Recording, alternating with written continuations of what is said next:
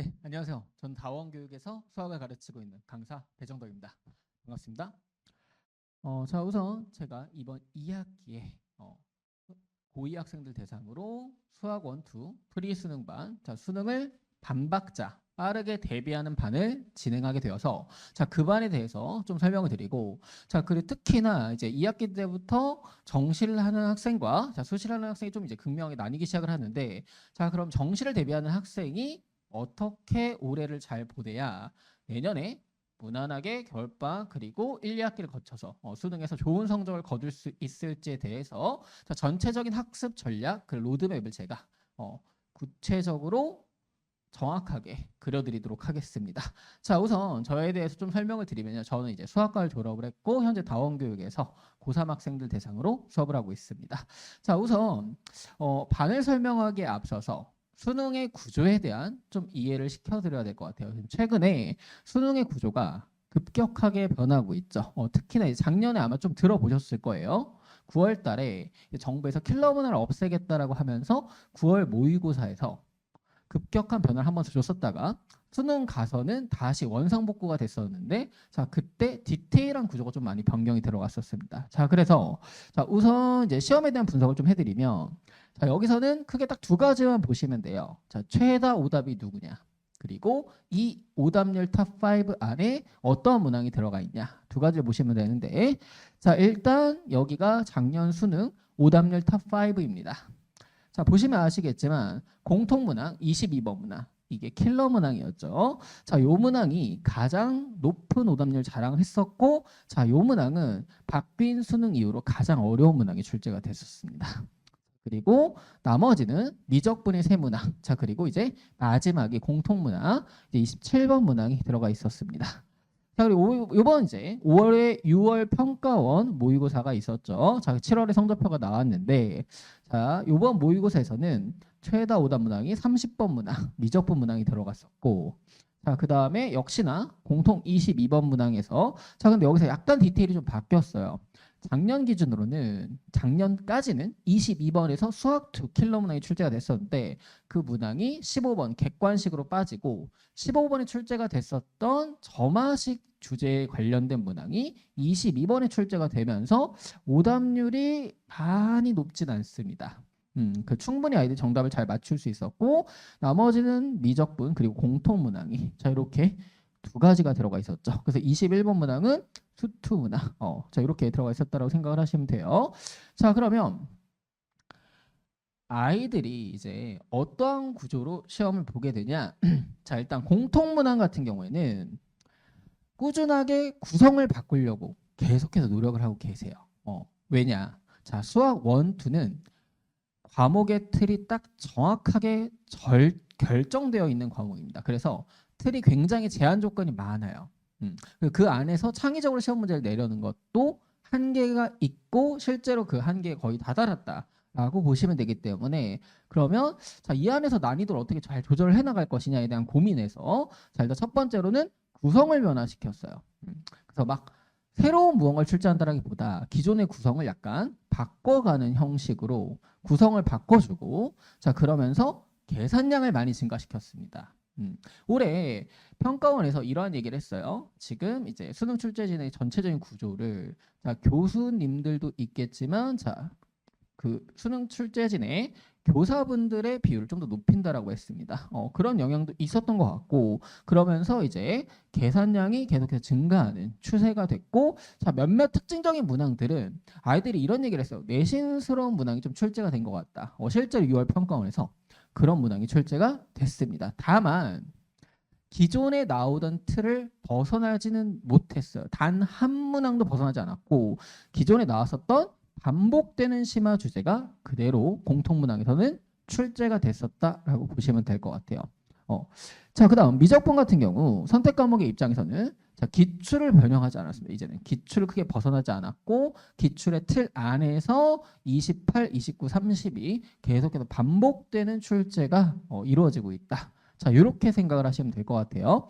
자, 그러면 아이들 입장에서는 자, 올해 어떻게 대비를 하고 그리고 내년을 맞이를 해야 될까라고 생각을 해보면 자 일단 수학 1, 2에서는 5가지를 핵심으로 보시면 될 것 같아요. 첫 번째는 무조건 출제되는 심화 주제들. 지금은 22번이야 킬러 문항으로 나오니까 그렇다라고 하고, 자 22번 제외하고는 절대로 새로운 문항이 출제가 되지 않습니다. 새로운 주제가 출제되지 않는다고 보시면 되는데, 그러면 자 각각의 주제별로 아이들이 자신만의 접근법이 다 만들어져 있어야 돼요. 그래서 그 주제들에 대해서 접근의 방식, 자 그리고 내가 어떻게 대응을 하겠다라는 기본 대응 전략이 수립이 되어 있어야 되고, 자 그다음 두 번째, 계산량의 증가는 그러면 필연이라고 보시면 돼요. 자, 단순하게 생각을 해볼게요. 자, 기출문항이 계속 같은 정도로 반복이 되면 실제로 등급컷은 계속 올라갈 수밖에 없습니다. 하지만 등급컷을 지금 수준에서 맞추려고 노력을 한다라고 치면 그럼 필연적으로 난이도가 높아지는 수밖에 없어요. 근데 수원토라는 과목이 이제 거의 난이도의 한계에 다다랐다고 보시면 되기 때문에, 그러면 점점 더 이제 뭘 요구하냐? 계산량을 요구하고 있어요. 근데 이게 아무렇게나 막 계산하는 정말 내신스러운 그런 문항들이 아니고, 디테일을 뜯어보면 계산의 디테일이 굉장히 많이 요구되는 그런 문항이 출제되고 있습니다. 그래서 실제로 예전에는 아이들이 자기만의 계산을 밀어붙이는 친구들이 좀 많았어요. 그러니까 선생님이 아무리 좋은 풀이를 가르쳐 주려고 해도 나는 이대로 밀고 가겠다. 실제로 그래도 준킬러에서는 계산에 크게 문제가 있게끔 출제가 되지 않았기 때문에, 자 그런데 지금 수능, 그 올해 6월 평가원, 그리고 얼마 전에 본 사관학교도 마찬가지 포함해서 계산의 디테일을 굉장히 많이 요구하는 그런 문항들이 점점 출제가 많아지고 있습니다. 그래서 계산 방법에 따라 어떠한 계산을 가져가느냐에 따라서 풀이 시간이 천차만별이 되고, 자 그래서 여기서 풀이 시간 얼마나 잘 세이브 하느냐가 새로운 시험에 좋은 성적을 낼 수 있냐 없냐를 결정하고 있다라고 생각을 하시면 돼요. 그래서 반드시 일단 기본적으로 출제가 됐었던 자 기출 문제에 대해서 가장 좋은 풀이로 훈련을 반드시 해놔야 됩니다. 이제는. 그래서 실제로 제가 2학년들은 딱 처음에 만나서 아이들이 기출문제 딱 푸는 걸 봐요. 대부분은. 자 그러면 기출문제 푸는 것만 봐도 이 친구가 실력이 있나 없나가 판가름입니다. 기출문제를 풀어서 정답을 내는 걸 보는 게 아니고 그 풀어내는 과정을 본다는 겁니다. 그러면 실제로 그런 친구도 있어요. 잘 푸는데 기출 다 풀 줄 알아요. 근데 다 계산만 하고 있어요. 심지어 그 계산도 다 길어요. 자 이런 친구들은 오히려 더 3학년 때 크게 성장하지 못합니다. 왜? 이미 자기가 나만의 풀이가 있고 자 이대로 해서 정답이 나오는데 굳이 더 계산할 필요가 있냐라고 생각을 해요. 하지만 그렇게 되면 계속 그 실력에서 고착화가 되죠. 자기만의 풀이대로 그냥 계속 가는 거예요. 그러면 시간의 개선이라든가 좀 더 풀이의 그 사고력의 개선이 이루어지지 않고 그대로 정착되게 돼서 발전하는 수능 시험을 따라갈 수가 없다라는 거예요. 그래서 반드시 세련된 풀이, 이제 가장 최신화된 풀이로 기출 문제를 먼저 학습을 해줘야 된다는 겁니다. 그러면 자 어디가 제일 중요하냐? 수학2예요. 아이들이 실제로 가르쳐 오면 강사 선생님들과 학생들의 풀이의 차이가 가장 크게 나타나는 부분이 수학 1에서는 수열 파트가 그렇고, 자 수학 2에서는 미분과 적분이 다 그렇습니다. 자 그럼 왜 그러냐? 간단해요. 수학 2는 전체적으로 다 풀이 차이가 정말 갭이 엄청 크게 나타나는데, 자 그 이유는 가항함수에 대한 그래프 작도와 식작성 능력에 있다라고 보시면 돼요. 그래서 제가 아까 말씀드렸던 기출문제 풀이를 본다는 것 중에 가장 크게 보는 것 중에 하나가 그래프를 그려내는 능력입니다. 그래서 이 문제를 푸는데 그래프가 분명히 필요한데 그래프를 그려내면서 푸느냐, 그림을 안 그리면서 푸느냐, 이 차이를 봅니다. 그리고 대체로는 그림을 잘 그려내면서 식작성을 빠르게 가져갈 수 있는 친구가 내년에 가장 크게 성장하면서 이 친구들이 필연적으로 수능을 잘 보게 돼요. 지금 수능은 그렇습니다.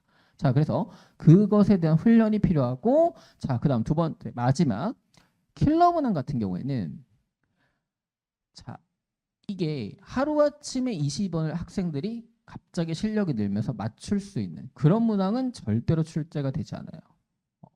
그 작년 수능 기준으로 보면 작년 수능은 아까 보셨겠지만 오답률 탑5 안에 미적분이 3문항, 공통이 2문항 들어가 있었죠.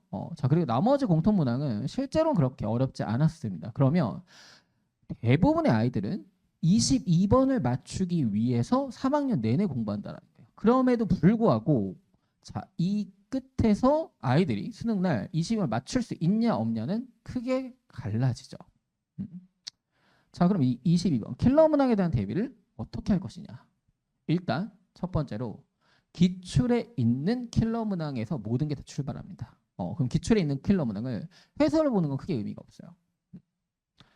그래서 기출에 나온 킬러 문항을 가지고 자, 각각의 주제별로 어떻게 발상을 시작을 해야 되는지 정답이 되는 상황에 대한 발상 훈련 그리고 이걸 반복적으로 계속 노출을 시켜줘야 됩니다. 킬러 문항을.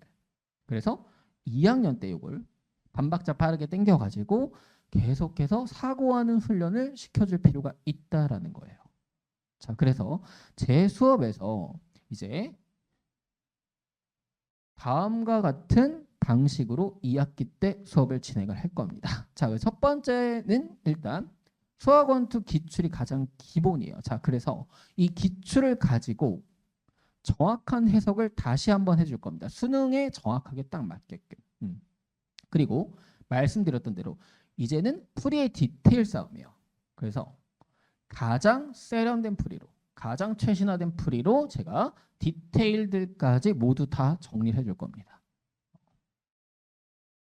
내용에 대한 정리를 함축적으로 수학 원투에 대해서 해주면서 가장 중요한 기출 문제들을 제가 풀이의 디테일까지를 다 정리해주는 수업이 진행될 거다라고 보시면 될 것 같고, 기본적으로 워크북은 제가 수능 강사이기 때문에 기출 변형이라던가 역대 EBS 주요 문항들이 다 선별이 되어 있습니다.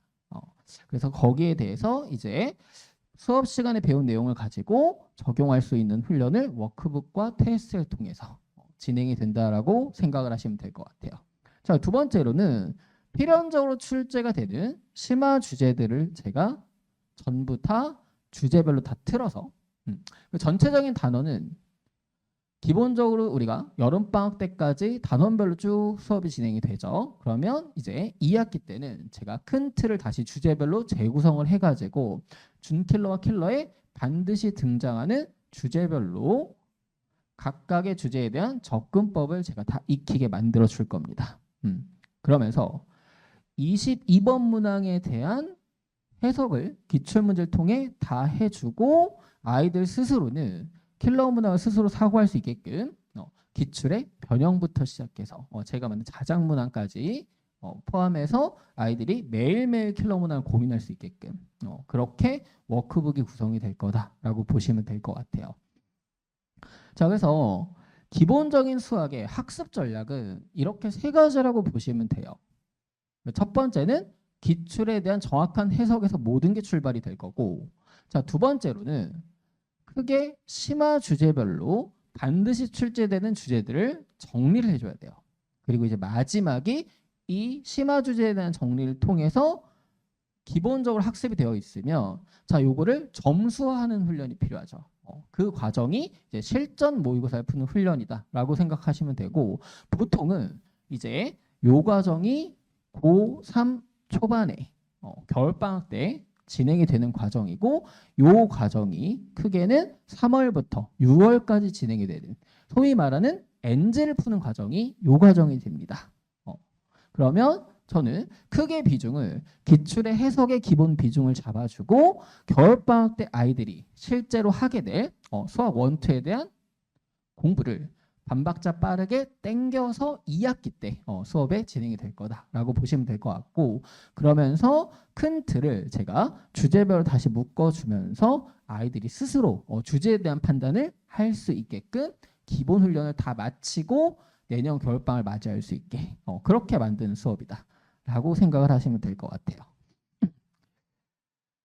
자, 그래서 저희 수업은 이제 8월 17일에 개강이 될 거고, 토요일 6시 반부터 10시까지 수업이 진행이 될 거고요.